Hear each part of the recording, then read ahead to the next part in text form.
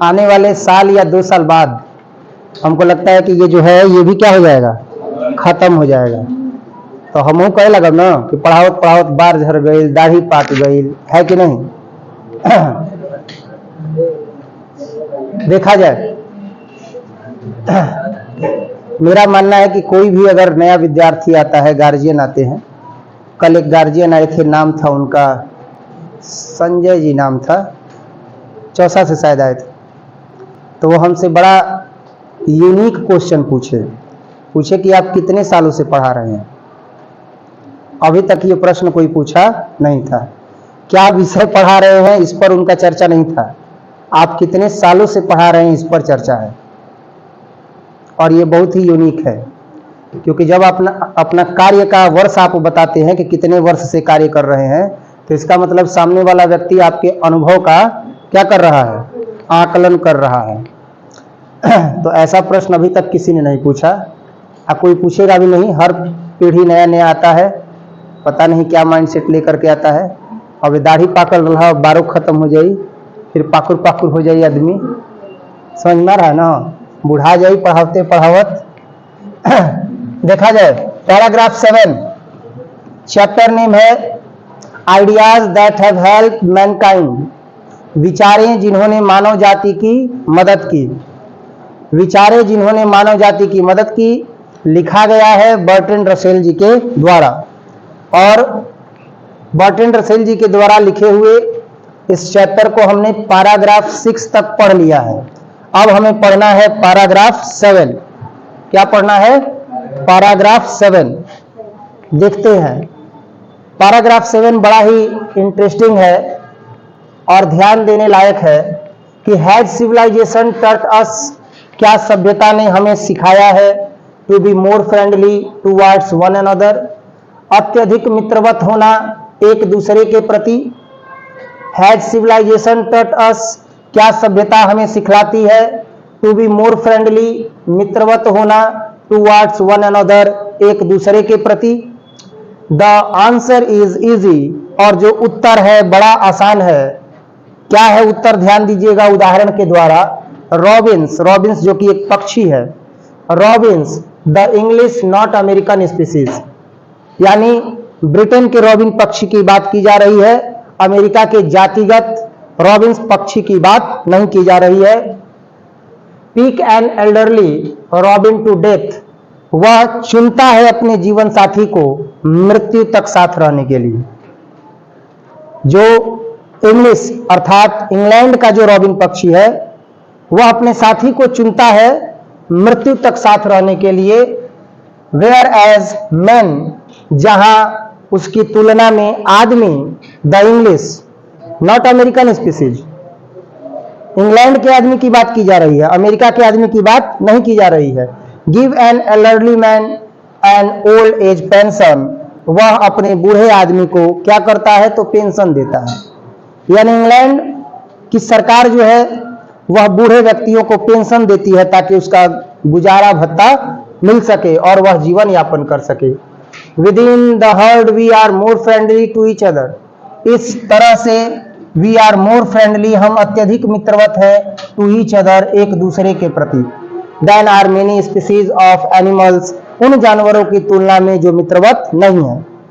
बहुत सारे ऐसे जानवर हैं जो बूढ़े हो जाते हैं तो उनको छोड़ दिया जाता है, भूखे मर जाता है। शेर तक जब तक जवान रहता है, युवा रहता है, बल रहता है, शिकार करता है, लेकिन जब बूढ़ा हो जाता है तो उसे उसकी मंडली से क्या कर दिया जाता है? बाहर कर दिया जाता है। तो उनकी तुलना में सभ्यता ने हम मानवों को वास्तव में अत्यधिक मित्रवत रहना सिखाया है। बट इन आवर एटीट्यूड, लेकिन हमारी शैली में, towards those outside the herd, उन झुंडों के बाहरी दुनिया में, in spite of all that has been done by moralities and religious teacher, ये सारी चीजें होती हैं कैसे? तो नैतिकता से और रिलीजियस टीचर से, धार्मिक मतों से। धार्मिक मत और साथ ही साथ जो नैतिकता मानवों में भर दी जाती है शिक्षा के द्वारा, उसके द्वारा मानव जो होते हैं वह एक दूसरे के प्रति अत्यधिक मित्रवत हो जाते हैं, जबकि जानवर एक दूसरे के प्रति मित्रवत नहीं होते हैं।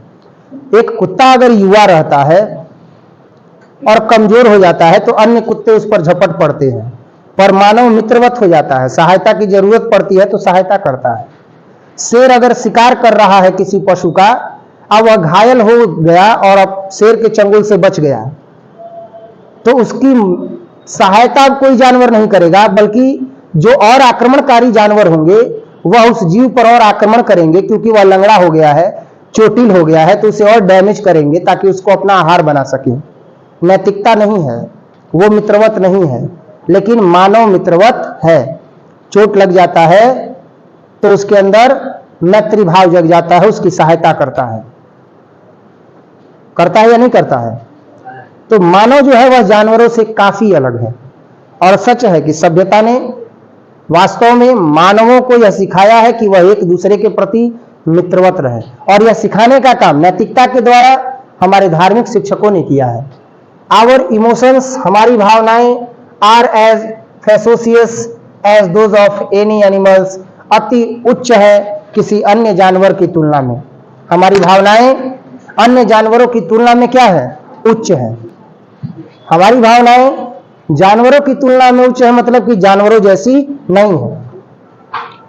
एंड आवर इंटेलिजेंस, और हमारी बुद्धिमत्ता, enables us to give them a scope, हमें योग्य बनाती है एक स्कोप देने के लिए, एक लक्ष्य देने के लिए, which is denied to even the most savage beast, जो अन्य जंगली जानवरों के द्वारा, अन्य पाशविक प्रवृत्तियों के द्वारा डिनाइड कर दिया जाता है, मना कर दिया जाता है।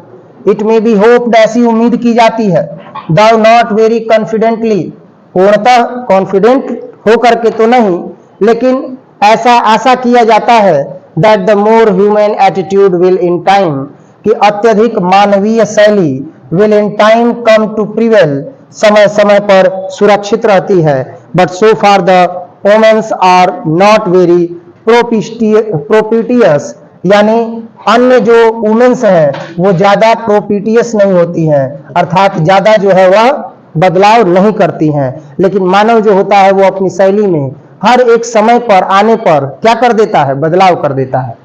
पर जो महिलाएं होती हैं वह अपने शैली में कोई बदलाव नहीं करती हैं। इसकी चर्चा पिछले क्लास में कर चुके हैं।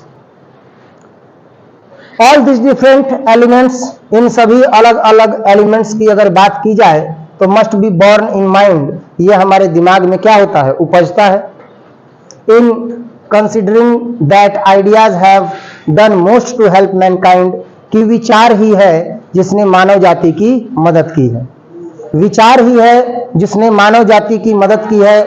The ideas with which we shall be concerned, वह विचारे जो हमें चेतना देती हैं, may be broadly divided into two kinds, मुख्य रूप से बांटा जा सकता है उसे दो प्रकार में। मुख्य रूप से उसे किस प्रकार में बांटा जा सकता है? दो प्रकार में बांटा जा सकता है उन विचारों को जो विचार हमारी मदद करते हैं। Those that contribute to knowledge, एक ऐसा जो कि ज्ञान के लिए कंट्रीब्यूट होता है, एंड टेक्निक, और तकनीक के लिए, यानी एक ऐसा विचार जो मानव को दिया जाता है किस किस क्षेत्र में? ज्ञान के क्षेत्र में और तकनीक के क्षेत्र में। एंड, और दूसरा विचार है दोज दैट आर कंसर्न, जबकि दूसरा जो है वो है विथ मोरल एंड पॉलिटिक्स, नैतिक और राजनीतिक। नैतिक और राजनीतिक एक ये भी विचार होता है जो मानव अपनाता है। एक होता है ज्ञान और तकनीक। ज्ञान और तकनीक को प्राप्त करने के लिए भी मानव अपने विचारों के द्वारा अन्य मानवों की मदद करता है। जबकि और भी एक अन्य विचार है जिसमें नैतिकता और राजनीतिक विचारों के द्वारा मानव दूसरे मानवों की मदद करता है। I will treat first those, मैं इनमें से सबसे पहला जो विचार है उसे अपनाऊंगा, that have to do with knowledge and techniques, जिसकी सहायता से ज्ञान और तकनीकी प्राप्त की जाती है। मैं पहला विचार अपनाऊंगा और मानव जाति की मदद करूंगा, और वह क्या है? तो तकनीक और ज्ञान। तो ज्ञान और तकनीक का होना आवश्यक है। जैसे आप जान करके थोड़ा सा हैरान होंगे, और इन सब बातों का प्रमाण भी है कि पहली बार जो भी हुआ शुरुआत कर दिया गया यहीं से। जिसमें प्रैक्टिकल, सबसे पहला प्रैक्टिकल अखौरीपुर गोला पर यहीं पर स्टार्ट हुआ। बीच बीच में लगभग साल भर के गैप अप में वीडियोस वगैरह बनाना बंद था, और अब ये समझ में आ गया, हमको ऐसा लग गया था कि लगभग 9 साल 10 साल हो गया एक ही चीज करते हुए, तो वास्तव में सभी लोग जानने लगे थे। तो सभी लोग जानने लगे थे तो ऐसा लगा कि नहीं, पढ़ाई अब अच्छा हो रहा है, सब लोग जान गए हैं, बच्चों के भी मन में ये बैठ गया है कि पढ़ाई अच्छा होता है, तो अब वो चीजें दिखाने की जरूरत नहीं है, क्लास में कर दिया जाएगा काफी है। पर अब ऐसा लगता है कि हर एक समय एक ही विषय बिंदु को जो आप पढ़ा रहे हैं वो दिखाते रहना है। वैद्युत अपघटन की प्रक्रिया आपको दिखाए, अगला बैच आएगा तो क्लास में दिखा रहे थे और सोशल मीडिया पर दिखाना बंद कर दिए, स्टेटस डालना बंद कर दिए। तो बहुत लोगों के मन में तो ये भी बैठ गया था कि कोचिंग में क्या हो गया है, बंद हो गया है। चौसा में बहुत से ऐसे पेरेंट्स मिले, एक्टिविटी बंद हो जाने के चलते उनको लगता था कि पढ़ाना क्या कर दिए हैं, बंद कर दिए हैं। तो अब वो चीजें फिर से चालू कर दी गई और एक सीख लिया गया, विचारों के द्वारा ही मदद मिला मुझे कि भाई ये सारा एक्टिविटी मुझे कंटिन्यूली क्या करना है, सर्किल बाय सर्किल चलाते रहना है, हर सेशन में डालते रहना है। समझ में आ रहा है ना? लेकिन पहले ऐसा विचार नहीं था। अब विचारों ने मदद किया तो थोड़ा सा उसका कुछ लाभ भी मिला। तो ये सारा चीज किसकी बदौलत हुआ? ज्ञान की बदौलत हुआ। दूसरा हुआ टेक्निक। दूसरा क्या हुआ? टेक्निक। तो टेक्निक की बदौलत जो है वो ये चीजें हुई। तो जब भी व्यक्ति पढ़ाई करता है और टेक्निक्स को अपनाता है तो टेक्निक्स को अपना करके प्रैक्टिकल वगैरह कर सकता है, मानव के जीवन में आने वाली समस्याओं को हल कर सकता है। तो इसीलिए जो नैतिकता है और जो राजनैतिक विचार है, इससे दूरी बना करके केवल ज्ञान और तकनीक को अपनाने पर ही हमारा विशेष तौर पर ध्यान रहना चाहिए, ताकि हम अन्य मानव जाति की क्या कर सके, मदद कर सके, ज्ञान दे सके। The most important and difficult steps, ध्यान से सुनिएगा, पैराग्राफ 9 है। द मोस्ट इंपॉर्टेंट, सबसे महत्वपूर्ण, एंड डिफिकल्ट स्टेप्स, और सबसे कठिन जो पद था, वर टेकन बिफोर, लिया गया था, द डाउनफॉल ऑफ हिस्ट्री, प्राक ऐतिहासिक काल में। At what stage language begin, किस पड़ाव पर भाषा का उदय हुआ, इज नॉट नोन, कोई जानता ही नहीं है। But we may be pretty certain, लेकिन हम लोग थोड़े निश्चित हैं कि that it began very gradually, कि भाषा का उदय बड़ा धीरे धीरे हुआ होगा। विदाउट इट, भाषा के बिना, it would have been very difficult, बड़ा कठिन होता होगा, to hand on generation to generation, to invention, आविष्कारों को पीढ़ी दर पीढ़ी पहुंचाते रहना, एंड डिस्कवरीज, और खोजों को पीढ़ी दर पीढ़ी पहुंचाते रहना, एक पीढ़ी से दूसरे पीढ़ी में पहुंचाते रहना, दैट वर ग्रेजुअली मेड, जो धीरे धीरे बनाए गए थे, खोजे गए थे, धीरे धीरे बनाया गया। ये स्मार्ट पेन कई साल लग गए, 2 साल 3 साल लग गए, बनाने वाले ने 3 साल लगाया और इस स्मार्ट पेन को बना दिया, ग्रेजुअली इसको इन्वेंट किया, डिस्कवर किया। अब ये नॉलेज अगले जनरेशन को दिया जाए कि वो स्मार्ट पेन बनाना पहले से ही जान जाए, उसका 3 साल बर्बाद ना हो। लेकिन भाषा है ही नहीं, तो जब भाषा नहीं है तो ऐसे आविष्कार के तथ्यों को, ऐसे खोज के तथ्यों को एक पीढ़ी से दूसरे पीढ़ी में पहुंचाना, दूसरे पीढ़ी से तीसरे पीढ़ी में पहुंचाना कठिन है कि नहीं है? क्योंकि जब भाषा ही नहीं है तो हम बना दिए, अब बिना भाषा के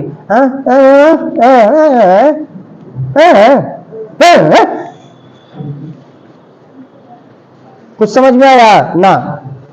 ऐसे ही समझाया जाता है कि ये कैसे बना है। 3 साल 4 साल और लग गया अगले पीढ़ी का। आज जबकि अगले पीढ़ी को क्या चाहिए भाई? न्यूटन का नियम हम बता दिए, खोज दिए कि क्रिया पर प्रतिक्रिया होता है। प्रथम नियम कि जब वस्तु विराम में है तो विराम में रहना चाहती है, गति अवस्था में है तो गति में रहना चाहती है, जब तक कि उस पर कोई बाह्य बल आरोपित न हो। न्यूटन महोदय ने इस नियम की व्याख्या प्रिंसिपिया नामक पुस्तक में की है। अब उन्होंने इस नियम को ढूंढने में अपने लगा दिए जीवन के 14 से 15 साल। तो अगली पीढ़ी को अगर भाषा नहीं रहेगा तो ये नियम बताएंगे कैसे? तो अगली पीढ़ी भी इस नियम को जानेगी, तो कितना साल लग जाएगा? 14 से 15 साल लग जाएगा जानने में। समझ में आ रहा है या नहीं आ रहा है? तो हम ये नहीं कह सकते हैं कि भाषा का उदय एकाएक हो गया होगा, भाषा का उदय धीरे धीरे हुआ होगा, और विदाउट इट, इसके बिना, it would have been very difficult, बड़ा कठिन हुआ होता होगा, to hand on from generation to generation, पीढ़ी दर पीढ़ी हस्तांतरण करना, द इन्वेंशन आविष्कारों को, एंड डिस्कवरीज और खोजों को, दैट वर ग्रेजुअली मेड जो धीरे धीरे बनाए गए। अनदर ग्रेट स्टेप, अगला जो महत्वपूर्ण कदम उठाया गया होगा, which may be have come either before or after the beginning of language, वह भाषा के उदय के बाद उठाया गया होगा, was the utilization of fire, और वह था आग की खोज। भाषा का जब खोज हो गया तो जो दूसरा कदम बढ़ाया होगा इंसान ने, वह बढ़ाया है आग की तरफ, और उसने आग की खोज की। आई सपोज दैट, मैं यह मानता हूं कि एट फर्स्ट, पहली बार, आग की महत्ता कैसे पता चली होगी भाई? आई सपोज, मैं मानता हूं, क्या मानता हूं? बर्ट्रैंड रसेल जी यहां पर अपने शब्दों में जो है वो बोल रहे हैं कि आई सपोज दैट, मैं मानता हूं कि एट फर्स्ट फायर, पहली बार आग, was chiefly use to keep away wild beast, दूर रखने के लिए उपयोग की गई होगी जंगली जानवरों को। महक नहीं रहा है, बंद करो, इशारा कर रहे हैं फिर भी नहीं समझ रहे हो। नहीं बदबू दे रहा है कुछ, गैस लीकेज टाइप का, बंद करो उसको बढ़िया से। आई सपोज दैट, मैं यह मानता हूं कि एट फर्स्ट, पहली बार, फायर वॉज चीफली यूज्ड, आग का मुख्य रूप से उपयोग किया गया होगा, टू कीप अवे, दूर रखने के लिए, वाइल्ड बीस्ट, जंगली जानवरों को। वाइल आवर एंसेस्टर्स स्लीप्ट, जब हमारे पूर्वज सोया करते होंगे, but the warmth most have been found agreeable, लेकिन गर्माहट सबसे ज्यादा आवश्यक रही होगी, तब जाकर के आग का उपयोग किया गया होगा गर्मी के लिए। प्रीज्यूमली, संभवतः, ऑन सम ओकेजन, किसी अवसर पर, अ चाइल्ड गॉट स्कॉल्डेड, एक बच्चे को धमकाया गया होगा, फॉर थ्रोइंग द मीट खा रहा होगा छोटा सा बच्चा आदिकाल में, खाते हुए मीट फेंक दिया गुस्सा से, किसमें? तो इनटू द फायर, आग में। But when it was taken out, लेकिन भूख तो है ही, आप फेंक दिए मीट को आग में, मीट जल गया, भूख है तो भाई तो खाना तो है ही, तो वही निकाला गया बाहर मीट को, and it was found to be much better, अब वह मीट खाया गया तो बड़ा अच्छा लगा होगा। पहले तो बच्चा फेंक दिया तो खूब उसको झपिला दिया गया होगा, फिर उसको डरा दिया गया होगा, लेकिन भूख लगा है तो उस मीट को आग से क्या किया गया होगा? निकाला गया होगा, और साफ करके उसको और जब खाया गया होगा तो अरे भाई ये तो बड़ा मस्त लगता है। जहां कच्चा खा रहे थे अब वहां भुना हुआ खा रहे हैं तो अच्छा लग रहा है। मुंह नहीं बनाना है, क्योंकि हो सकता है कि उस समय आदिकाल में तुम ही रही हो छोटा बच्चा, आप फेंकी हो मिटवा, आप फिर भूख लगा है तो रो रही हो, और निकाल करके वही मिटवा साफ करके क्या कर रही हो? खा रही हो। क्योंकि पहले मनुष्य सभी लोग क्या खाते थे? मीट ही खाते थे। कृषि का आविष्कार तो बाद में न हुआ, पहले भाषा का आविष्कार हुआ, फिर आग का आविष्कार हुआ, बाद में कृषि का आविष्कार हुआ, फिर चक्का का आविष्कार हुआ। ठीक है ना? तो ये सामान्य बातें हैं। तो some occasion a child got scolded, किसी अवसर पर एक बच्चे को धमकाया गया होगा, डांटा गया होगा, डराया गया होगा, फॉर थ्रोइंग द मीट को फेंकने के लिए, इनटू द फायर, आग में। But when it was taken out लेकिन जब उस मीट को बाहर निकाला गया होगा, it was found to be much better, तो अब वह मीट काफी अच्छा लगा होगा। And so the long history of cookery began, और इस तरीके से एक लंबी पाक विद्या का इतिहास जो है वह प्रारंभ हो गया। पाक विद्या मतलब भोजन पकाने की विद्या का क्या हो गया? इतिहास प्रारंभ हो गया, कि भोजन जो है वह क्या किया जाएगा? पका करके खाया जाएगा। एक छोटा सा बच्चा जब मीट को फेंका होगा तो उस समय से ही उस मीट को जब बाहर निकाल के खाया होगा, अच्छा लगा होगा, तो अब सब लोग उस मीट को क्या करते होंगे?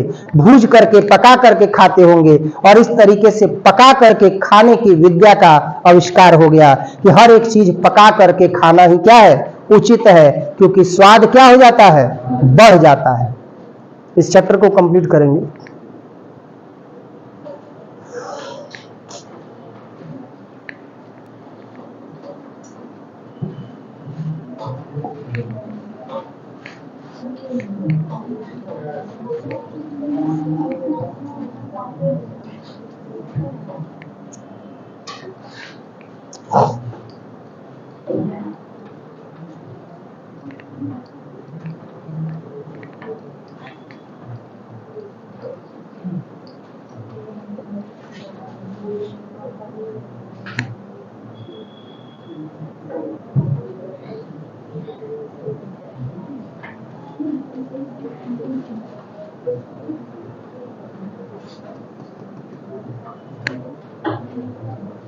समझ में आ रहा है ना? जो पढ़ाया जा रहा है उसमें कोई दिक्कत? ठीक।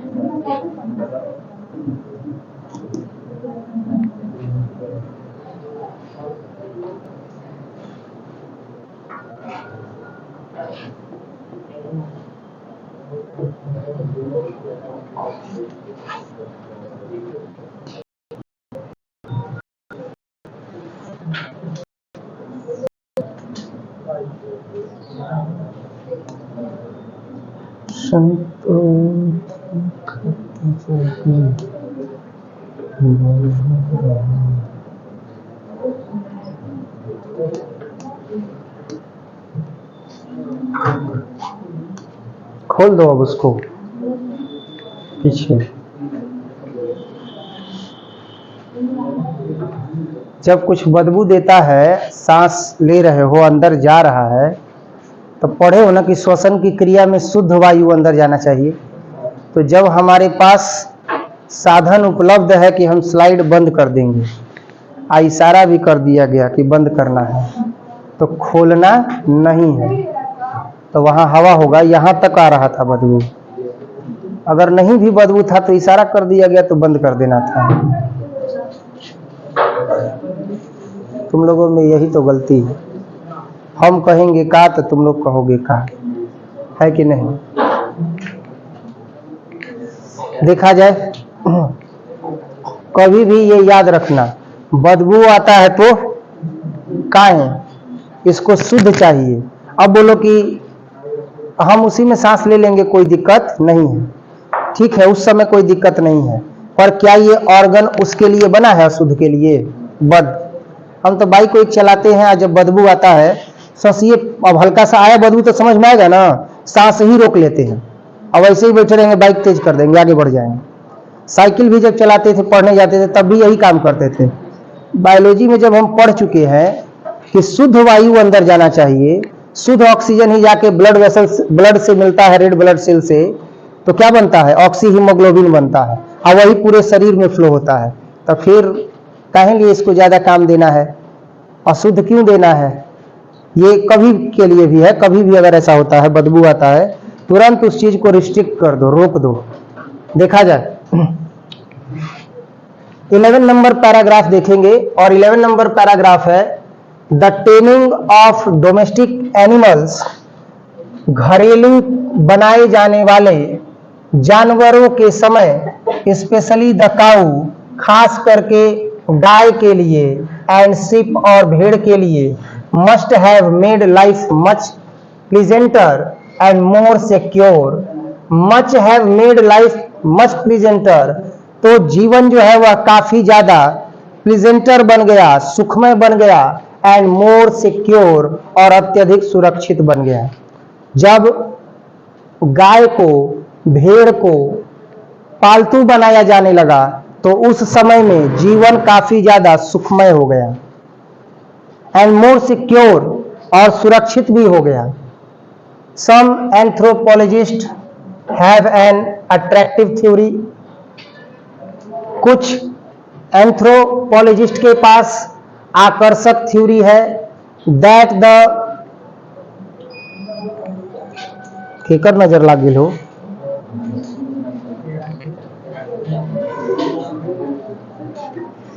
ऐसा ही खा जाएगा, एक ही सब्जेक्ट में था।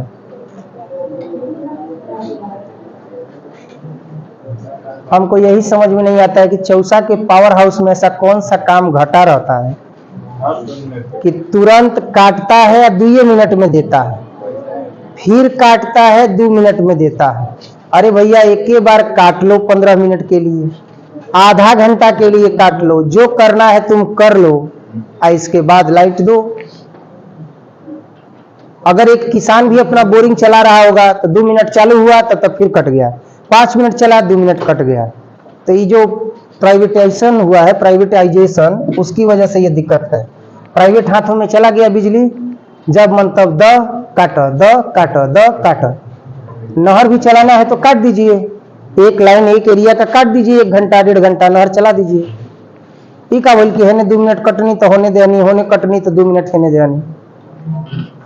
क्लासरूम तो डिस्टर्ब होगा ही होगा, क्योंकि ऊर्जा पर ही तो आधारित है ना सब चीज। शिक्षक भी परेशान, किसान भी परेशान, अगर कोई उद्योग धंधा लगाया है तो वो भी परेशान। लेकिन बिल चाहिए उतना ही, बिल में जो है वह कोई परिवर्तन नहीं चाहिए।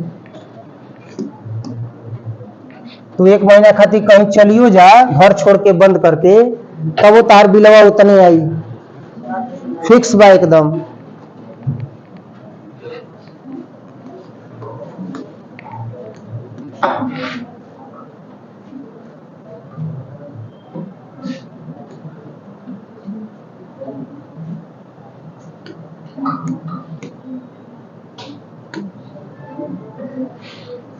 इलेवन नंबर पैराग्राफ है कि the taming of domestic animals, जानवरों को पालतू बनाने का समय जब आया, स्पेशली द काऊ, खास करके गाय, एंड द शीप, और भेड़ को, must have made life much pleasant, तो अवश्य ही जीवन बन गया होगा सुखमय, एंड मोर सिक्योर, और सबसे अधिक सुरक्षित। सम एंथ्रोपोलॉजिस्ट, कुछ ऐतिहासिक लोग, हैव एन अट्रैक्टिव थ्योरी, उनका अपना आकर्षक थ्योरी है, सिद्धांत है, that the utility of domestic animals, कि जानवरों को घरेलू बनाना, वॉज नॉट फॉरसीन, कभी देखा ही नहीं गया है, but the people attempt to tame, लेकिन कुछ लोग दावा करते हैं समय का, whatever animal their religion touch them, जो भी जानवर ने उन्हें धर्म सिखाया है, देम टू वर्शिप, उनकी पूजा करने के लिए। लेकिन कुछ लोग ऐसा भी समय का चर्चा करते हैं जिसमें धर्म ने उन्हें सिखाया है उन जानवरों की पूजा करना। The tribes that worship Lions, वह ट्राइब्स, वह जातियां जो जंगल में रहने वाले लोग थे, वैसे लोग जिन्होंने दैट वर्शिप लायंस, शेरों की पूजा की, एंड क्रोकोडाइल्स, और मगरमच्छों की पूजा की, डाइड आउट, मर गए, क्योंकि शेर भी उनको मार के खा गया और मगरमच्छ भी उनको मार के खा गया। शेर और मगरमच्छ पूजा करने लायक है? जिसने भी शेर और मगरमच्छ का पूजा किया वो उसका आहार बन गया, खत्म हो गए।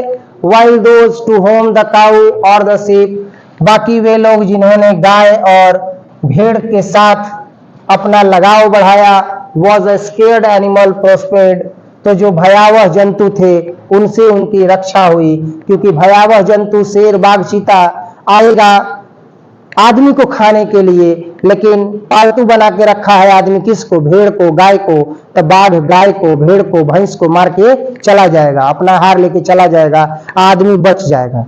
बचेगा कि नहीं बचेगा? तो यही चीज यहां पर बताया गया। तो ये जो अभी थ्योरी बताया गया है इसके विषय में बर्ट्रैंड रसेल जी कहते हैं कि आई लाइक दिस थ्योरी, मैं इस थ्योरी को पसंद करता हूं जो एंथ्रोपोलॉजिस्ट ने बताया है। And the entire absence of evidence, जब कोई साक्ष्य ही उपलब्ध नहीं है, and in the entire absence of evidence, जब कोई साक्ष्य ही उपलब्ध नहीं है, अब्सेंस है, तो यह थ्योरी सबसे ज्यादा अच्छी है। फॉर और अगेंस्ट इट, या अगर इसके विरुद्ध भी कोई थ्योरी है तो I feel a liberty to play with it, तो भी मैं इसी थ्योरी के साथ खेलना चाहता हूं, अर्थात यही थ्योरी मुझे अच्छी लगती है। कोई दिक्कत? Next paragraph 12, even more important than the domestication, even more सबसे अधिक इंपॉर्टेंट महत्वपूर्ण था, देन द डोमेस्टिकेशन, घरेलू बनाए जाने से भी अधिक जरूरी था, ऑफ एनिमल्स, जानवरों को, was the invention of agriculture, कि खेती का आविष्कार हो।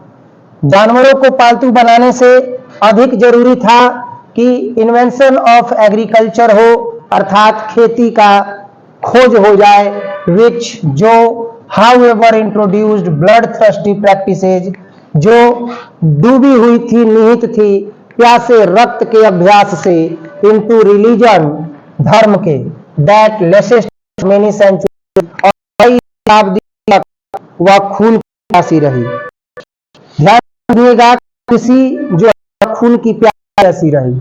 तो fertility rites tended to involve human sacrifices, जो फर्टिलिटी है अर्थात जमीन की उर्वरक क्षमता है, अगर बढ़ाना होता था तो ह्यूमन का सेक्रीफाइस करना होता था, अर्थात मानव का बलि दिया जाता था।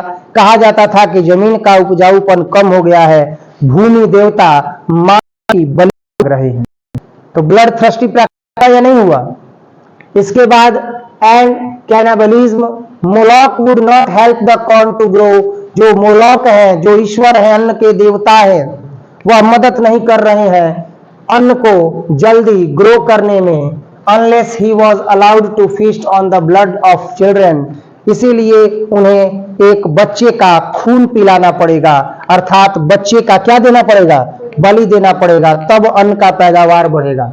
A similar opinion was adopted, इसी तरह का समान विचार स्वीकारा गया by the evangelicals of Manchester, Manchester के evangelicals के द्वारा in the early days of industrialism, औद्योगिकीकरण के समय ऐसा ही विचार जो है वह अपनाया गया था मैनचेस्टर में। When they kept 6-year-old children, जब वह 6 वर्ष के बच्चों को रखा करते थे, वर्किंग, कार्य करने के लिए, 12 to 14 hours a day, एक दिन में 12 से 14 घंटा काम, एक दिन में 12 से 14 घंटा काम करवाने के लिए वह 6 साल के बच्चे को रखा करते थे। In conditions that caused most of them to die, और इस परिस्थिति में most of them to die, बहुत सारे बच्चे मृत्यु को प्राप्त हो जाते थे, मर जाते थे।